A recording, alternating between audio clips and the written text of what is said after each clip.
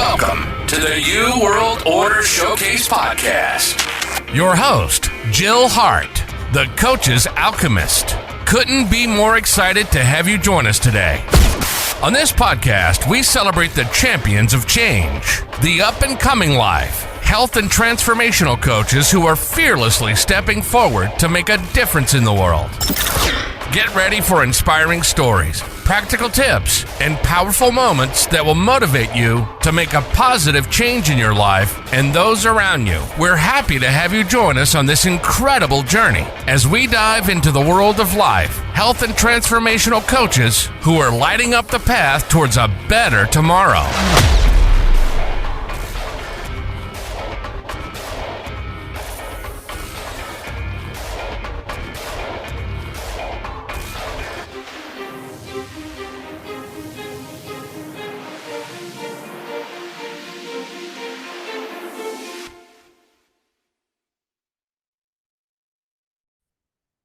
Hi, and welcome to the New World Order Showcase podcast. We have with us today a very special guest, Diane Wyzga.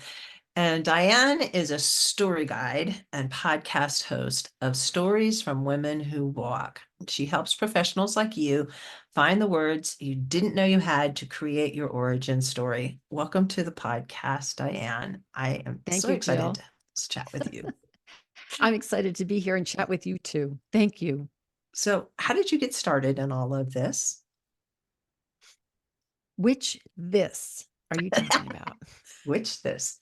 So Which let's this? start with what led you to become a story guide, which I think is what preceded becoming a podcast host. And you've been at it for a while, and you've really good podcast.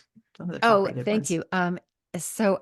you. Yeah, story has been in my life for about 30 years through all of my disciplines, nursing, business, law, litigation, consulting, teaching. It's always been there. And when I was invited by a friend early before COVID to find something to do, because I think she could see the writing on the wall that we were going to shut down, it was, hey, I saw this podcast thing and maybe you'd be interested in it. Like, okay, fine, whatever.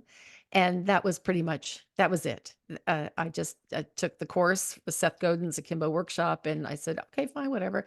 But I thought it was just going to be like podcasting 101. And it was actually like drinking from a fire hydrant. And on the first day, they wanted to know what's it for? Who's it for? Why does it matter? Like, I don't know. But I said, okay, look, I know stories. I'm a woman and I love to walk. I'm going to call it Stories from Women Who Walk. And it took off. The first year I was interviewing, as you are, and so many others are, I was interviewing women who were walking their lives and something happened and they had to pivot in their life, like so many of us do, will do, are doing. And after that first year, we were then into COVID, and I figured that we needed something short and sweet because we were no longer commuting long distances in our cars. And so I came up with 60 seconds. So if you look at Stories from Women Who Walk, the past 3 years have been daily 60 seconds episodes that were designed to inspire and motivate and provoke and give you a story prompt to think about. A lot of things are really meant, it's almost like I feel like I am building my life in public because each of the episodes has a story, a message, a call to action. And it really has to do with how am I moving through the world? And if I find that I'm encountering these different issues, problems, challenges, somebody out there is as well. And so the podcast continues. It's been 4 years now since April 1. It's international. I've got close to 1,100 episodes that are out on the airwaves. And there's still that sense that if I can continue to create around these questions that I'm having with my life, somebody out there is going to say, what? You too? I thought I was the only one. And I think that's the glue that holds us together. And so that's a roundabout way of saying that is how I incorporated podcasting into the world of story that is my life, which shows up as my profession now as Quarter Moon Story Arts. How's that? I love that. I love that so much. I love that that you're helping people tell stories, because everybody has a story. Everybody has, the older you get, the more stories you have too. Yeah, Ask anybody's parent. that's right.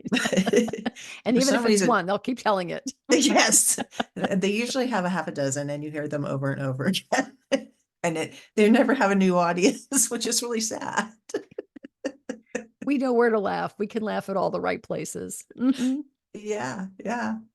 I remember that from my father-in-law, who lived with us for 18 years. Wow. And we would have family dinners, and his hearing deteriorated over the years, but his knack for telling the same stories never diminished. And so I had raised a brood of children with him.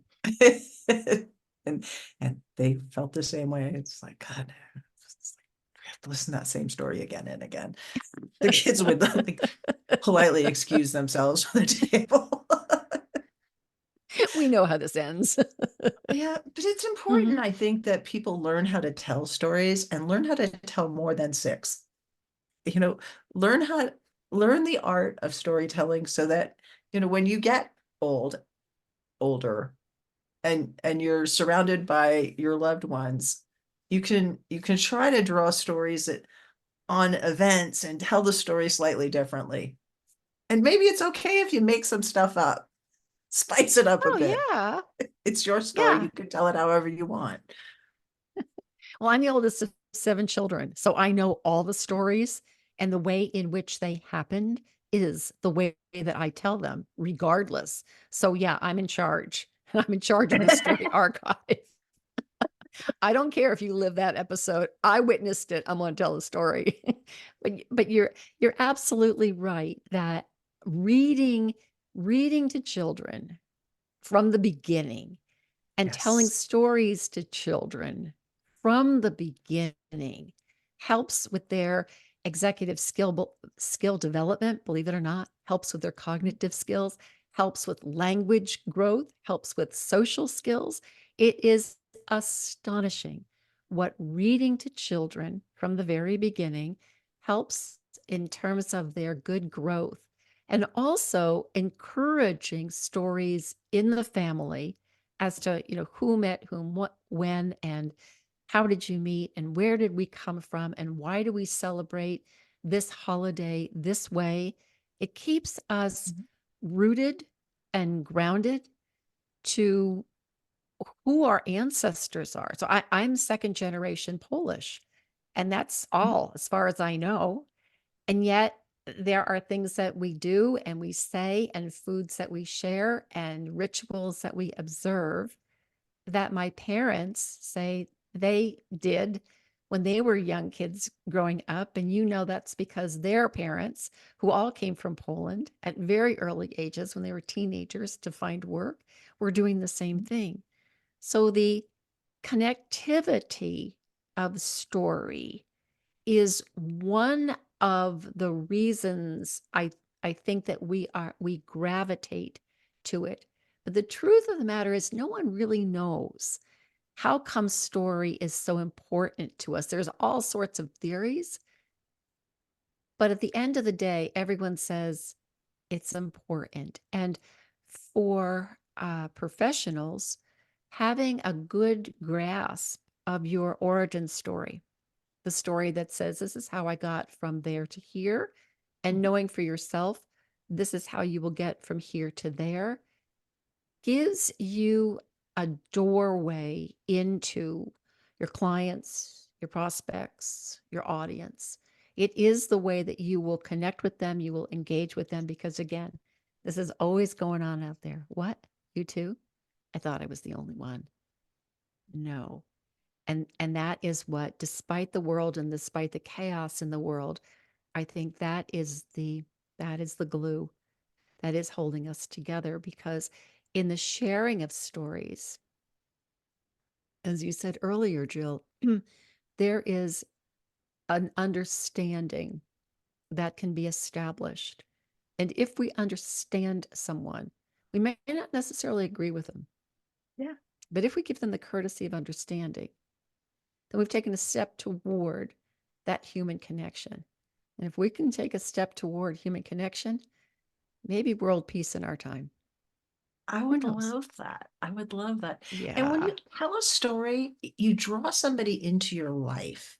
It's always personal. And there's always that element of, oh, so what happened next? What happened next? And we all ask that question, whether we ask it consciously out loud or it's just something that's settled in the back of our minds. When we hear a story, we wonder what the result was, whether it's actually spoken or not. And I think in business, that's where the magic happens. It happens, that magic happens across the board. And I will share with you that what is going on in the listener's imagination, because that's the big gear that drives everything, is how is what I'm hearing like my life? Where can I connect with emotions and feelings and sensations? So, on the one hand, the listener to your story is there and listening, and their imagination at the same time is going through like the Rolodex. How is this? And that's where a connection is coming from. At the same time, we are always looking for the, as you said, what happened next, because at the heart of every story is trouble. A story is a character, a situation, and either accommodation or extrication from that situation. So no matter what it is, no matter where you go, no matter what meeting you're sitting in, no matter what movie you're watching, there is always trouble, a situation. And what we want to know is, how is the character going to get out of this? And the last thing I'll say about that is stories are remarkably grand training grounds for us. So we can go through the thrills and chills of something without having to experience the consequences. We can rob a bank and kind of figure out, well, what's that like? But we don't go through the consequences of it. So no matter what situation we're involved in a story, it's almost like testing it for ourselves. I would never rob a bank, but now I get a sense of, oh, having been in that story in my imagination, it's remarkable. The story really is remarkable. That goes two things. One, in sales, they talk about opening and closing loops. And in storytelling, you open a loop that's the problem and what happens, and then you close the loop when you tell them the result, the resolution of whatever that problem was that they were struggling with. The magic happens when you open another loop. You present another problem, and then they're like, now what? Okay, so what happens? It's the cliffhanger of story. When you incorporate it into like story selling as opposed to storytelling, then the object is to leave a cliffhanger there so that your audience is like, I need to know what happens in the next episode. They do that in television. They did it in the movies, the old serials before the cartoons, and the way back in the day when it cost you $0.25 to go to the movies. And this was after cave drawings, but we know about what time that was. Yeah, that was just last week before the $0.25 to get into the movies. I think it was a nickel at first, and then it was $0.25. That old. So the other point is that you alluded to earlier when you were talking about reading to children when they're really young. Reading to children out of a book rather than letting them just watch television allows them to develop an imagination, because they start to draw pictures in their head. And even if you're looking at storybooks that have pictures in them, letting the child tell you a story about the pictures, whether it's what the words say or not, who cares? Yeah. Just let them tell you the story, and let them practice writing stories. And, they're going to be like weird letters, and there's a name for the loopy drawing or loopy writing that most kids start out doing. Okay. But they can create books and or stories, and they'll draw pictures to go with Oh them yeah. and have them tell you the story, tell Mm-hmm. you what it Mm-hmm. says, Mm-hmm. read it to you. Yeah. That's we I used to do that with my absolutely kids. agree. As a pediatric nurse, one of the ways in which we had kids deal with uh, uh, conditions, surgeries, medical conditions was to draw out what was going on. And the ways in which young children in particular manage all of these fearsome things that are coming at them, which we as big humans don't appreciate as much anymore. We have Yeah. different big fearsome things going on, but when it comes to the little people, there are so many big fearsome things that are coming at them because they're so little and they're so out of control. So being able to allow them to write the story, tell you the story, but not judge what it is that they're saying about the story, to Yeah. be able to receive it and say, tell me more about that. Where did that come from? How did you come up with that idea? So that you're encouraging them, as you say, to share in the creation of the story rather than shutting them down and saying, that's really nice. It looks like a snake that swallowed a hat, but it's not, you know. Yeah, just letting it, the art of letting it be whatever they want. The special Mm-hmm. art. Yeah. As parents, Yeah. you're always like, oh God, I hope my kid's going to be smart enough and they're going to do good enough. But they always do. Mm-hmm. If, Mm-hmm. by the time you get to adulthood, you figured some things out. And I know lots of people that didn't figure things out and they're okay too. They're living a They're life. okay too. It's like they're creating their own story. And we They all are. live the life of the story that we actually are creating ourselves. We are. Yes, we are. And whether those stories are still working for us or not is something that I work with the women that are my clients. It's this fear and self-doubt, using my voice, fear of public speaking, standing up in front of a meeting and being able to share your ideas or amplify your message. These are old stories that have come from generations, community, family, whatever. But at the end of the day, listening to that old tape, do we still have tapes anymore? I don't know. Listening to that old playlist simply stands in our way. And a way of getting out from underneath that is going back to a place that you're talking about.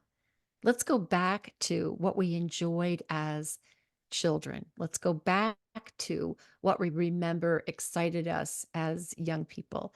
And when we go back there, we will find themes that showed up in our lives that are there today, like a river that runs under our life. And even if that river feels frozen, the river underneath, it's still running, even though the top is frozen.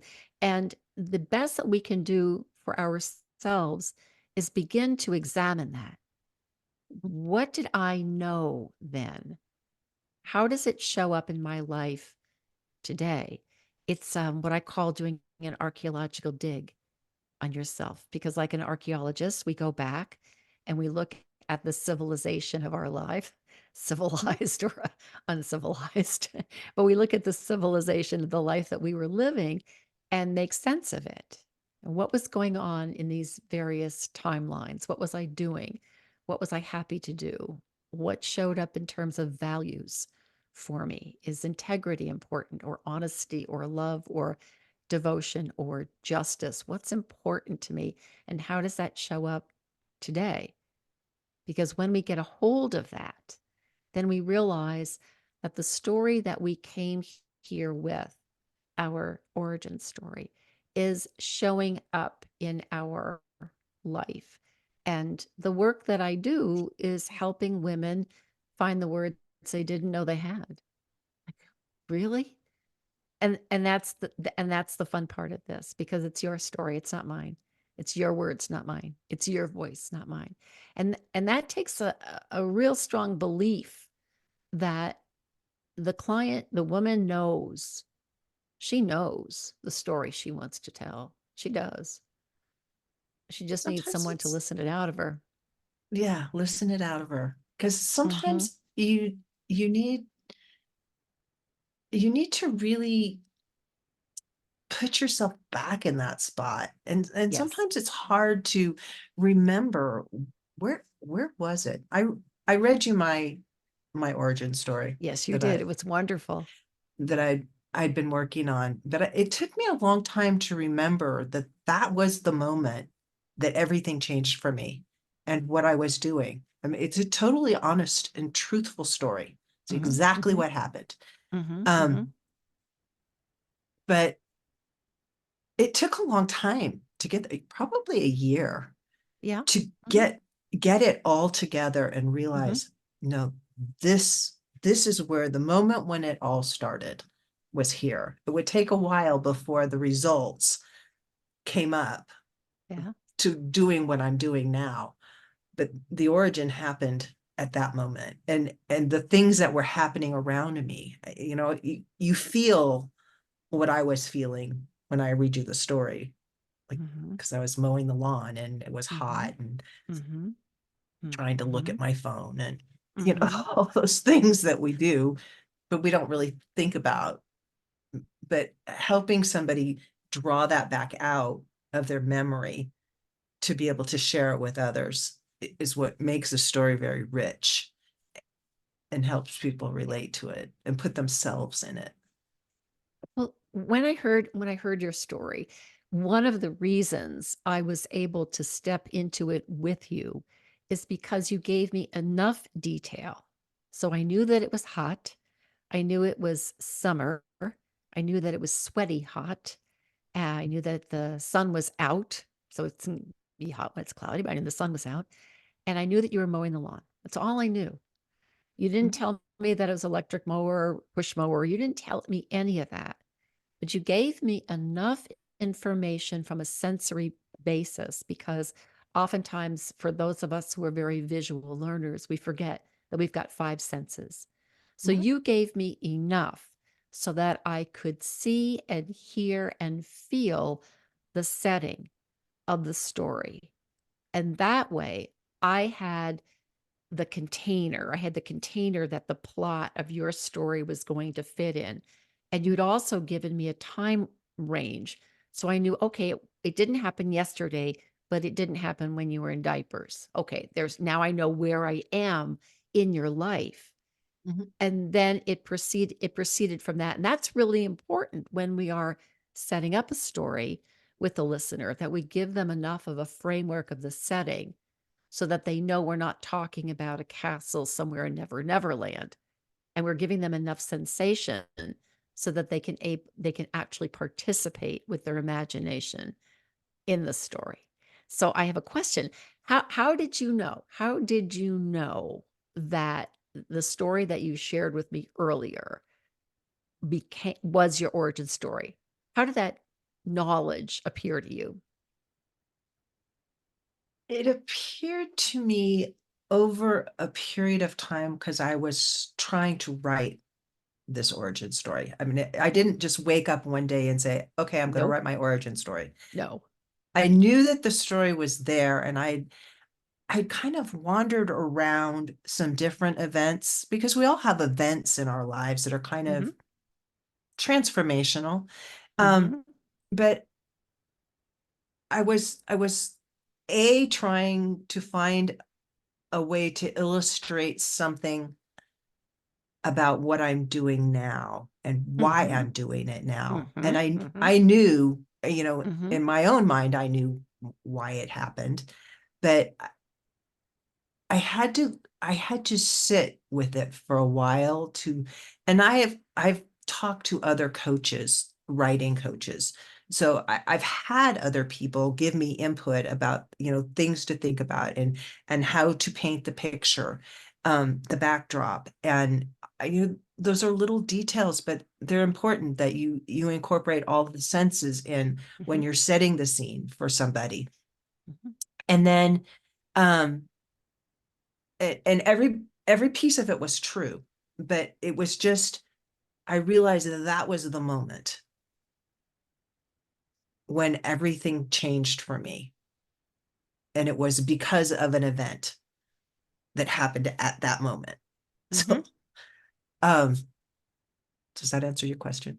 I believe you. I do. I believe you. And with the work that we're doing, oftentimes we're helping our clients tell that origin story within a professional setting so that they can say, this is how I got from there to here. This is why I do what I do. In your case, the podcasting work that you do, the coaching work that you do. Now it makes sense. We can answer that question of what's it for, who's it for, and why does it matter? And so you're right. This is not going to happen overnight. There is oftentimes a pivotal moment. It can be tied to anything. It can be tied to absolutely anything. But when we track it back, we have the sensation of, how could I have missed that? Who knew? Who knew it was that important? But only when we sit down and we do the work, we do the archaeological dig, we look back and say, something's troubling me. I can't figure out where I'm going, where I've come from. When someone says, well, what's your story? What do I say? When I explain to in a keynote or to a group or to my team, this is who I am. How do I say, this is who I am? This is where I came from. This is why it's important that you should listen to me. Where's the story? Where's the story that supports that says, oh, I know. I know that she says what she means what she says, and I can hear it. It's coming through. So I absolutely believe that there was something churning, and the churn took a while to figure out. And in your case, you were writing it out. Some people speak it out, speak it out, speak it out. Others draw it out. And over that time, it starts to become vivid, like those old Polaroid camera pictures. You take the picture and it comes out and it's gray, and then all of a sudden, those are a it's thing an again. image of something there. Yeah, I can imagine. Everything old is new again, even me. Oh yeah. But it is like that, isn't it? It's like this great thing, and then it starts to emerge. The images start to emerge, the sensations, the feelings, the memories start to emerge. And if we're conscious of that, if we're paying attention to that, then it will take us to a place, as it did you, where we go, imagine that aha moment. And when you have that, there is no going back.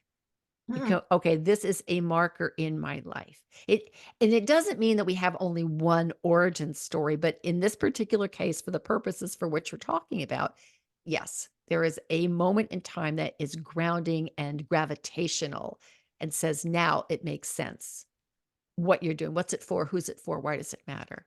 There will be other stories off of that too, but this one is key to you. There will, and there are, but it's just having somebody to work with, like you provide this service for people, where you would sit down with them and you would say, okay, just talk. Start telling me stuff around whatever the thing is that you're trying to communicate.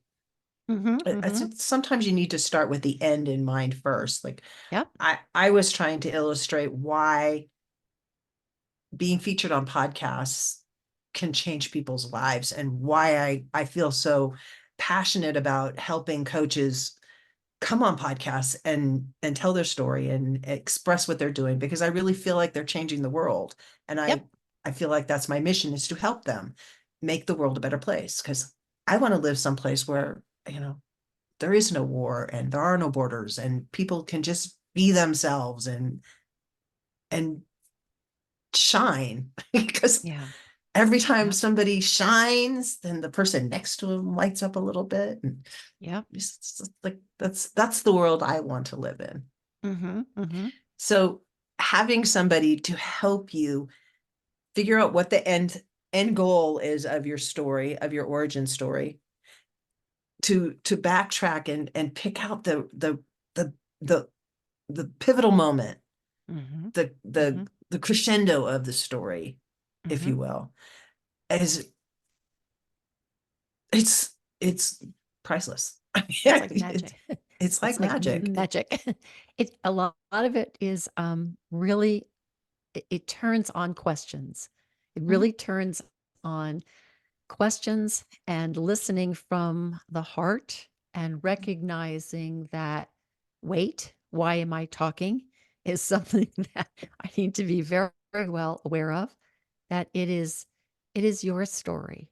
And to ask the deep questions, the right questions, which is, I don't call myself a coach. I call myself a co-creator or a guide mhm, because I believe that we're walking in a land that might be unfamiliar to both of us, but it's also familiar to both of us. And so for me, the idea of having a guide to go through that, or a co creator, someone to co create the story with you, understanding that this is yours, that this is yours, is a deliberate choice, because it does go back to that belief of mine that you're in charge.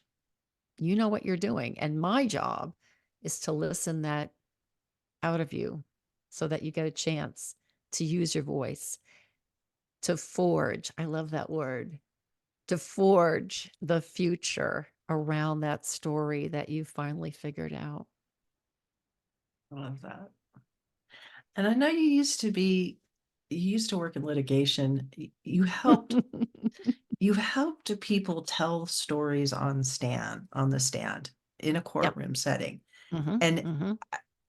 I don't know that people realize how important, I don't say coaching witnesses is, but you really do need to help people be able to tell the story of what happened in a way that is going to lead the jury to the conclusion you want them to come to based on the story that you're telling. Because being a witness, you can say a whole bunch of stuff, and it may be sort of like what you think you remember, but if you don't have somebody to help you organize your thoughts, Hmm. you often will end up telling a story that is not the story you had intended. There's a lot there. Yes. And thank you for remembering that. I spent 12 years with my own practice. It was called Lightning Rod Communications. And I was a litigation consultant nationally, representing the clients of trial attorneys, so the plaintiffs, the injured parties. Mhm. And as you can imagine, telling your story in front of a judge and jury is enormously crazy making, because there might be shame attached with it, or Mhm. how come I can't pull myself up by the bootstraps, or how come I can't suck it up, or was I at fault in any way here? There's a lot. There is a lot at stake here. And I will say that because you can never tell about a jury. You can't. Mhm. I can tell you that we've won cases we probably shouldn't have, and lost cases that we definitely shouldn't have. But your point about being able to tell your story in a clear, concise, and cogent manner, especially under cross exam, is important, because this isn't television, meaning that we see a lot of stuff on TV. You can't mess with the facts. The facts are the facts are the facts. And so you Mhm. have to present the facts in the best light as it concerns your particular side. And Mhm. so working with lawyers first, that was the first doorway. Because if I could help lawyers drop lawyer man hat, lawyer woman hat, and express themselves as human beings, not only to their clients, but to the jury and to the judge, Mhm. that goes a long way to establishing trust. And you know what they say, we know, like, and trust people. So that right there, and the term archaeological dig actually came from one of my clients. Because when I was working with the lawyers, he said, this is like doing an archaeological dig on my life. Like, oh, I like that. And Yeah. yes, it was. Yes, it was. And so working with them to get their opening statements or closing arguments put together, and then working with the injured parties so that when they were being deposed, and so when they were sitting in the courtroom in trial, that they could keep it together and they could tell their story directly and clearly and with compassion for their situation. And here's the story. Here's the thing. When you talk about a heartfelt story artfully told, it doesn't mean that you're messing with the facts or that you're going to make drama where there is no drama or spin gold out of straw. But you are recognizing that you are talking human to human. And even though the people sitting in the jury box, or even though the people sitting in our audiences might not have had the same experience that we've had, loss of a child, loss of a spouse, everybody in the world knows loss. Everybody knows suffering. Everybody knows hardship. And so that is key, finding those universal truths that speak to the humanity, both in the teller and the listener. That is what conveys the story. That's what develops that understanding. And then people can say, juries are really smart. They're really, really, really smart. They don't go into a lot of the details. They really focus on the narrative. And then they take the narrative and they say, does this fit on all fours with our life experience? And so if you have the opportunity for jury service, it's a pretty good thing, because it keeps us all in a democracy, such as it is right now. Yeah. I got to sit on a mock jury. It was for somebody, it was a focus group. Yeah. It Yeah. was, they presented both sides of the argument, and then, but it wasn't in front of a judge or anything. They were just trying to see if their argument was strong enough to present to an actual jury. And it was fascinating. Well, I did those all the time. So what did you find fascinating? Because I was always the one doing the work. Yeah. So what did you find fascinating about that experience? I'm curious. It was interesting to listen to the stories that were told by both sides. And then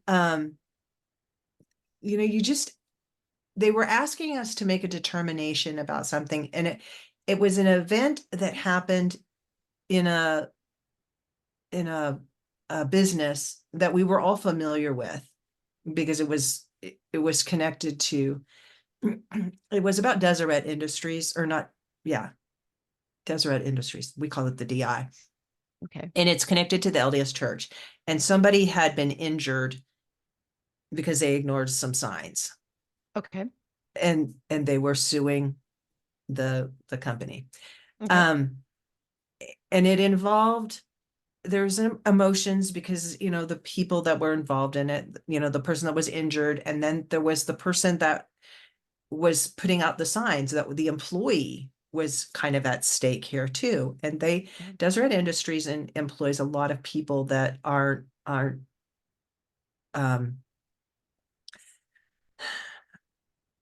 they're mentally divergent a little bit. They struggle with things. And so there were all these pieces, and they asked us to determine if we would award them, the plaintiff, what our thoughts were on that. It's been a while, so I forget all the facts, but it was just really interesting to have to take all the information in and to sift through the stories and figure out, does this person really warrant this lawsuit have any merit to begin with? Does it seem like this was a reasonable thing to be suing a company over? And are they just like trying to sue them because they have deep pockets because they're related to the LDS Church? Which is, it's a valid thing. Yep. But or was it reasonable that they missed the sign and they slipped and fell. Yeah. That was really the crux of the whole thing. And we had to discuss it, and it was, like I said, I felt that it was really an interesting experience, and I really enjoyed it. I'm glad. We did those before every trial, Mhm. sometimes multiple times before a trial, always looking for the thin ice. Where can we fall through the ice on this case? You're always looking for the other side to win, to tell you where you've got problems and can you Yeah. shore them up? Do you have the law behind you? If you don't have the law behind you, do you have the facts behind you? If you don't have the facts behind you, can you bang on the table and make a lot of noise? Which sometimes. But what I always found Distraction. there you go. What I always found fascinating about them is that you bring together a group of people, 12, 20, I think I had 24 at the most. You bring together a group of people that are total strangers to each other. They Mhm. don't know each other from nothing. And you're sitting them down in a room, and it's either 4 hours for the day or 8 hours for the day, and you're presenting a lot of information to them and asking them to get together and discuss this and talk about whether they agree, disagree, same, different, and come to some sort of conclusions. And that to me is the alchemy of that Yeah. work. That really is, because that gives me hope. Even when they came back and said, you guys, your case doesn't hold water and it's, too bad, so sad, go home. The way in which they were able to come to their decisions Mhm. always heartened me, that even though we have the distractions in the news that we have now, there is still a beating heart of Americans, regardless of where you came from. And we Mhm. are still willing to work together if asked, and if we can find a common denominator around which to ask. So I'm so glad you shared that. Yeah, I love thank that, in you. that it's true when we all come together and we have a common purpose, but we all bring who we are, our stories with us. And we Mhm, all, mhm, the first thing that we always do when we come together in a community is to mhm. do anything, we try to find the common ground first among Yep. us. And then we can look at the problem and solve the problem, which is interesting. Well, there I like always, that. if we look for it, there will be. I mean, if you look Mhm. at some of the most divisive issues, guns, well, perhaps we Yeah. can all agree that safety is something we hold in common. Now, how Yeah. we go about getting that safety is something that we have to work on. But there is, as one of my storytelling mentors said decades ago, there is always going to be one elegant solution. And I liked that word, an Yes. elegant solution. And all you have to do, this is the hard part, but if you believe that there is an elegant solution, it can be found. And I think that's where we have to start. We just start pulling together. My idea for world peace, we just have a lot of block parties and we bring together a lot of food and we have stories and we eat. Yeah, I because think that'll, stories and food always go together. You can't have stories without food. And that brings me back to the very beginning. Do you guys do pierogies every New Year's? oh, okay. So in our family, there is a division. So pierogies is how my brother Steve says it. I've always said pierogi because that's how my grandmother said it. So yes, pierogi, they look like what? They look like raviolis, I guess. They look like half moon Potato raviolis, raviolis. or cheese or onion. Oh yes, and we do. It's Christmas. Yes, it is a tradition. So here we go. Polish Christmas Eve. We always had those along with a number of other dishes. I think we tried to get an odd number of different foods because it was supposed to be like the 12 apostles or something. So how did you know to ask about pierogies at Christmas? My daughter, one of my daughters, is married to a family that's Polish, and they would Uh-huh. make them every year, the whole family. And, big family, Yes. would get together at Nana's house and they would make pierogies. and they made enough for everybody to take some home. To take some home. Oh, it was Well, after the Thanksgiving, tradition- I think is when they did it.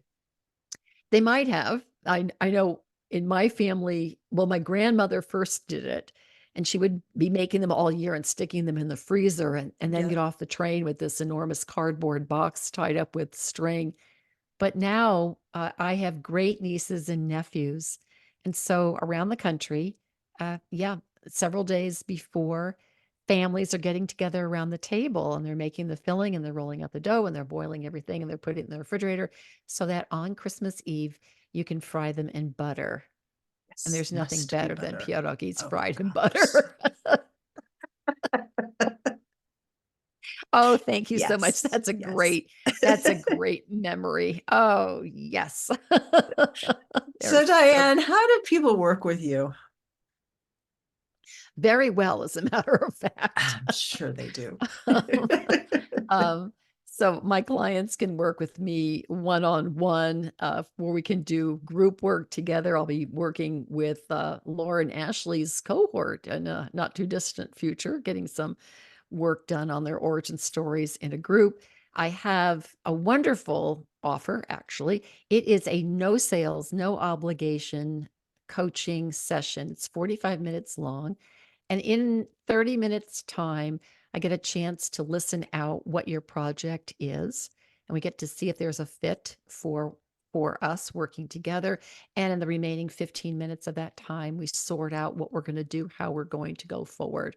So oftentimes, that's usually how someone will find me. They'll have heard about me on a podcast because as the Coach's Alchemist and host of the You World Order podcast knows, one of the best ways to get your word out there is on a podcast. So if you go to my website, Quarter Moon Story Arts, you'll find a link for that discovery chat. Just find a time in Calendly and we'll have an opportunity to talk together. Or if you're on LinkedIn, you can direct message me there. We can have a chat. And that's that's the best way to get started working together. Awesome. I have appreciated this conversation Oh, so it's much. been great. It's so fun. So I know we've covered a Thank lot of you. ground, but what's the Mhm. one thing you hope the audience takes away from our discussion today? Everyone has a story that is singular to them. And when you summon the courage to say yes to that story, you begin to forge a different future for yourself. So if you take away the notion of saying yes to that story, I think that would be important because you're not going to cross the ocean by standing on the shore. You want to cross the ocean, you got to go and do it. So do it. Dive in. Thanks for Dive joining in. me. Yeah, there you go. See, it's right behind me. Dive in. Dive in. Thanks for joining me, Diane. Thank you very much, Jill. It's been my pleasure. Thank you so much for tuning in to another empowering episode of the You World Order Showcase podcast. We hope you've enjoyed hearing from our incredible life, health, and transformational coaches who are making a profound impact on the world. Remember, change begins with you, and you have the power to transform your life and the lives of others. If you want to take that next step and unlock your true potential, visit thecoachesalchemist.com, where you can find the 3 ways we can help you for free to spin your talent into gold with clarity, a system, and a plan. Don't forget to hit the subscribe button so you never miss an inspiring episode. And if you enjoyed today's show, we'd greatly appreciate it if you could leave us a review on your favorite podcast platform. Your feedback means the world to us and helps us reach more people with our positive message. Stay connected with us on social media for updates, behind-the-scenes content, and upcoming guest announcements. You can find us on Facebook at the You World Order or simply visit thecoachesalchemist.com.